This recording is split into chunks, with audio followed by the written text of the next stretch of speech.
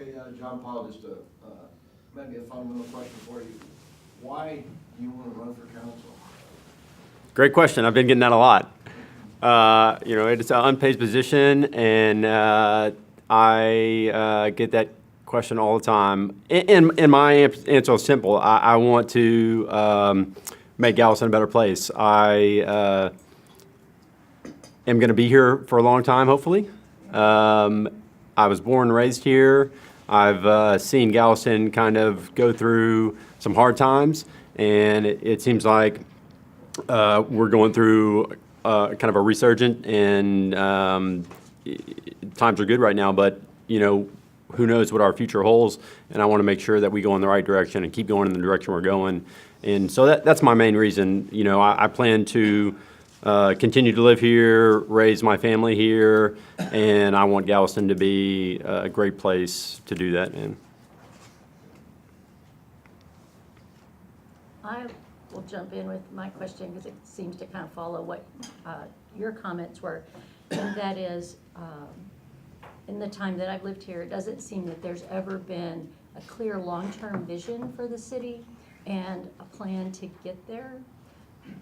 So if, as a city council member, what would you see as a way to create a long-term vision for the city, and how would we keep that moving forward? Well, I think some of that is starting to be put into place. I think the first thing that we need to take care of is infrastructure and issues like that, so we can continue to just use the city as it is intended to. So infrastructure is a big issue in my campaign. We're going to see about $250 million spent over the next 6 years. We need people that understand infrastructure and are able to spend that money wisely where we need it in the city. But then, long-term planning, goes back to our land development regulations and the other regulations that are within the city. And so we need to, we're currently going through reviews on the LDRs, which unfortunately are taking a long time. And, we spent a lot of money in 2015 on them. We're continuing to revise them. And hopefully we can get those in a state that they give clear guidance and understanding to developers and business owners so they can continue their plans, and I think that will bring more people into the community as well. I think that's going to affect economic development by having some clear regulations on the books, and so I think we need people that understand that and can give clear guidance to our regulations so future generations can follow that. There are three, John Paul, at least three questions here about the port and how to support the port. In one of your answers, you said the port will also need funding. No question about that. For its continued growth, and City Council needs to look at different avenues for these funds. What different avenues do you have in mind? Well, I think we need to I want to follow up.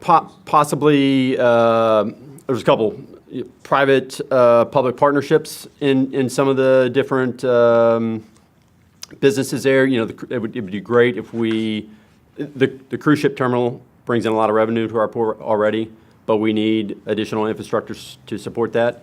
The cruise industry, since it's very mobile, it's easy for them to pick up and just move to a different port. So I would like them to generate some of that financial, some of that money or invest some of their money in whatever we do out there to support them, so they have a little bit of a stake in the game. So that's maybe one idea. Navigation district is another area. What does that mean? Well, the navigation district, currently basically right now, they just take care of the bridge out there. We could expand their purview like other ports do. And with that, they could leverage their money that they take in to possibly pass bonds to put in additional infrastructure. So I think there's some other avenues we could look at. So to you, it's an acceptable concept to give the port taxing authority of some sort, or at least have some entity like the map navigation district provide a tax base and bond capacity for the port. I think that's definitely, we should look at that. Okay, thank you. I got a question for you, John Paul. So, I'm with the Police Association, and one of the things that we've noticed with a lot of officers, we've had high turnover recently with a lot of officers going and moving off the island onto the mainland. And we're looking at different strategies to try to retain them. But one of the things that we found, property taxes in local schools here in Galveston, I think discourage officers, and especially not only police officers, but teachers and middle-class families from coming to the island. And last night, I know the governor spoke about the Robin Hood plan, and I know some of that's maybe a little bit out of your purview as a city council person, but what strategies do you have in mind that would encourage more middle-class and upper-middle-class families to be able to move here to the island? Yeah, great question.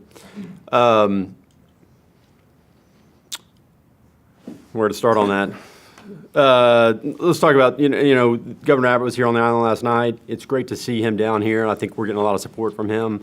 The Robin Hood law is one of the big issues that we're having. We send so much money off the island; it's unreal. I mean, it's incredible the amount of money we send off the island. That money could help our school systems tremendously. So that's one thing that we need to do whatever we can as a local government to facilitate and support trying to get that law, get rid of that law. Schools, I think, are continuing to improve, but we definitely need to work with them on that issue.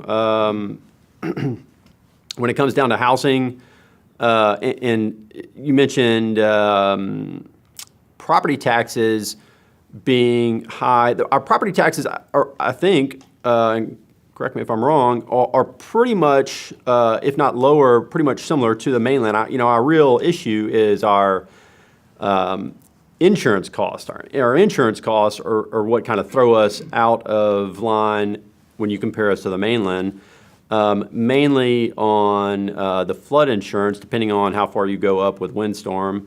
But windstorm costs are a big issue. So insurance costs, there are some things that we can work with there.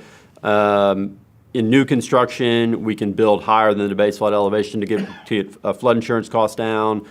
Windstorm insurance is going to probably stay the same, so we need to work with our state legislators on trying to reduce that and revise our windstorm regulations.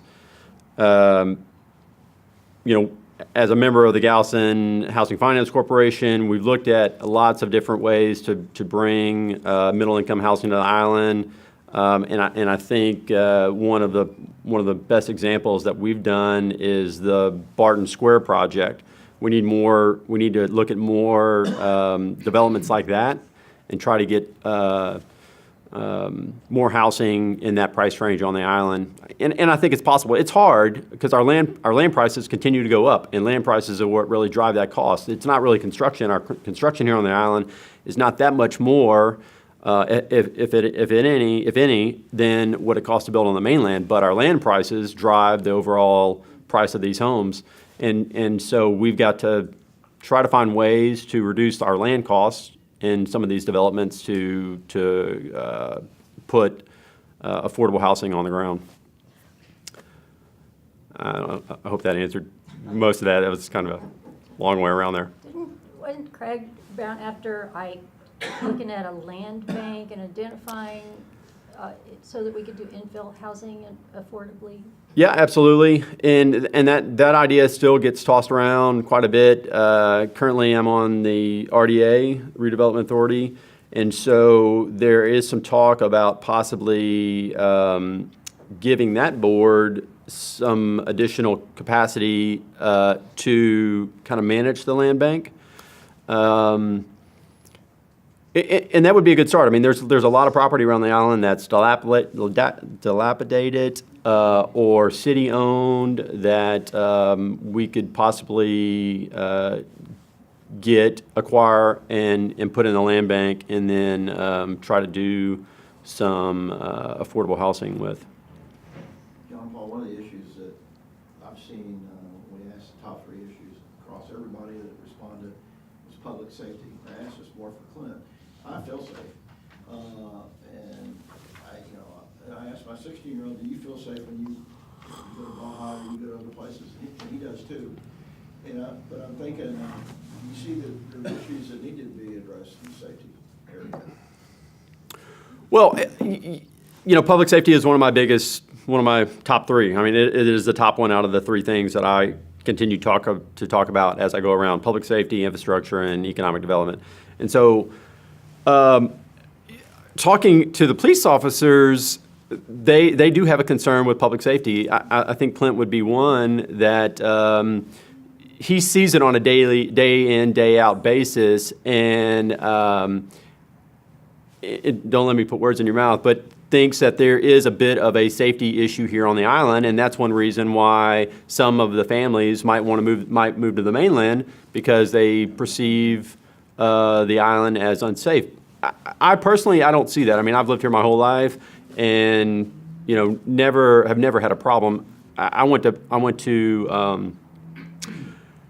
private school. I went to O'Connell, so I didn't go through the public school system, but I have lots of friends that went through the public school system, and talking to them, feel that there was never really a safety issue in their mind. But I definitely can see that there are areas of town that definitely are a little more crime-ridden than others. And I guess your question was if I thought there was a public safety issue. I don't really think there's a public safety issue. I know there are concerns within the city, or certain areas that are a little unsafe than others, and there's more petty crime and stuff that go around. And I would like to try to address that and work with the police officers to do something in those areas to reduce that crime. John Paul, Let me add one more thing to that, though. Public safety, though, in my opinion, goes a little further than that, though, in the police officers themselves, because we have a major problem within the department of retention of our officers. We lost 24 officers last year. We're trying to have to replace those officers. It costs a lot of money to do that. The police pension plan has $30 million worth of unfunded liability. That needs to be addressed. So within that public safety bubble, there's a lot of other issues besides just the crime that happens on the street. So, sorry. Thank you. I'm a resident of District 5 that you're running for. Carolyn has done a fantastic job on keeping the citizens in that district, on top of what's going on. Would you be able to continue with emails and Yeah. keep us posted what's happening? Yeah. We get something from her at least once or twice a month of what's happening with the city council, city manager, board, things of that nature. Absolutely. Yeah, absolutely. And I think that as technology advances, that gets easier and easier to do. I mean, communication these days is much simpler than it was, 20 years ago. We've got email, we got Twitter, we got Facebook, we've got, Instagram. So there's all kinds of different avenues that we can get messages out there to the public. And as a younger generation, I think I'm more in tune with that than other people. And just on a daily basis, that's how we communicate. So I think I can definitely continue the communication that Terrelyn started. She's done a fabulous job. I mean, I think that's keeping in touch with the people in your district is very important, and she's done a great job. 5 minutes. John Paul, how would you engage the Chamber and the Hotel Association and other organizations on the island in forming your position on important issues or initiatives before council? I think just being involved is the main thing. Coming to meetings, hearing what people have to say, and then taking that message back to the chamber. I mean, that's what we're here for. We're here to be out in the community, meet with people, get an understanding of what they want, and then bring it back to the chamber, discuss that in our chamber meetings. I mean, in our council meetings. And so, I think I've done a good job just on my own doing that within the chamber, within the other boards and commissions that I've sat on within the city. and just being out in the public. I think my record, kind of speaks for itself in showing that I've just been engaged in the community and want to continue that. Two questions, actually. In one of the questions in the questionnaire was your plan to reduce flood and windstorm insurance. You've had a brief chance to discuss it.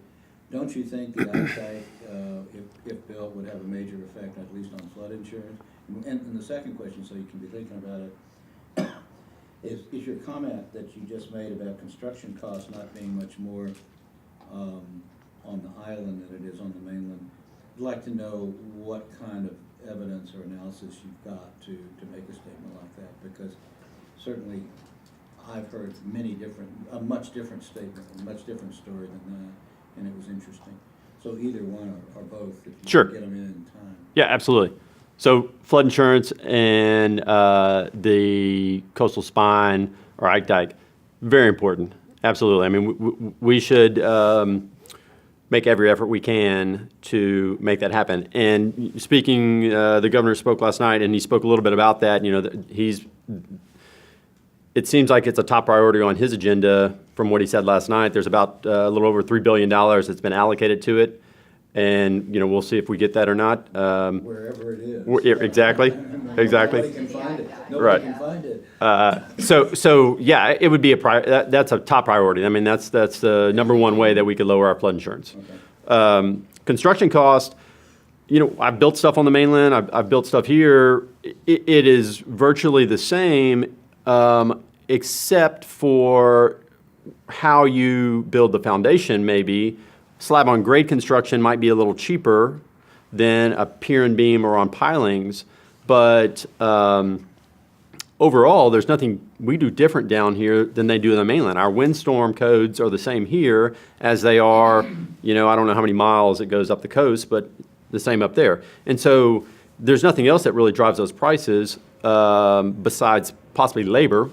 Material costs are the same. Labor, we might have a little bit higher labor rate down here because most of our contractors come from the mainland, and they're having to pass up work on the mainland to come down here. So they might get a little bit of a premium to come down here. But, apples to apples, our construction costs are not much more than what it costs on the mainland. Is that because you're building small numbers? What I've always understood is that when you build a large subdivision, you have lots of economies of scale that you don't have when you have to build infill or small subdivisions down here. You're telling me that that's really not the case? Telling us that that's really not the case? No, From your experience? I think you do have to compare apples to apples. So if you're building a master plan community with, 500 houses, absolutely, there's economy of scale there. Infill up there to infill down here is going to be comparable. Thank you. We're almost out of time. We've got two more questions. Oh, I'm sorry. No, you're good. We've got Tara Lynn and then Ben. Real quick, this is a two-part question. The one thing I do like is you and I both served on the planning commission many moons ago, so you do understand zoning. Probably one of the most frustrating things at being a council person is when you have fellow council people that don't know anything about zoning, and that is what we should be doing. That's what we've got to understand. We just recently denied a business on Broadway to put 6 gas pumps, and we stated the reason why was because we were breaking the rules. But in essence, what he did file for was a PUD. So the first part of the question is, do you understand what the planned unit development, a zoning technique that we did pass in 2015? And do you agree that we should continue to allow PUDs? And do you believe that PUDs are breaking the rules when somebody files under a PUD? No, I mean, I don't believe it's breaking the rules because the PUD is a rule that is in place. As we go through the LDRs in this review process, they are making some changes to PUDs. Right now, I believe there's somewhat of a consensus that a PUD should be no less than 10,000 square feet. But that is a development tool, and it is in the toolbox, and we should use it. when necessary. I mean, so that was one part of your question. Was there something else? I want to make sure that you still want to continue that we do have PUDs. So if PUDs are legal. Sure, and they absolutely. are a tool that we can use, and a person files a PUD, then they're not breaking the rules, and we should not deny them the due process of going through with the PUD. Absolutely. We don't need rules on the books that we don't use. If we don't use rules that we have, then we need to get rid of them.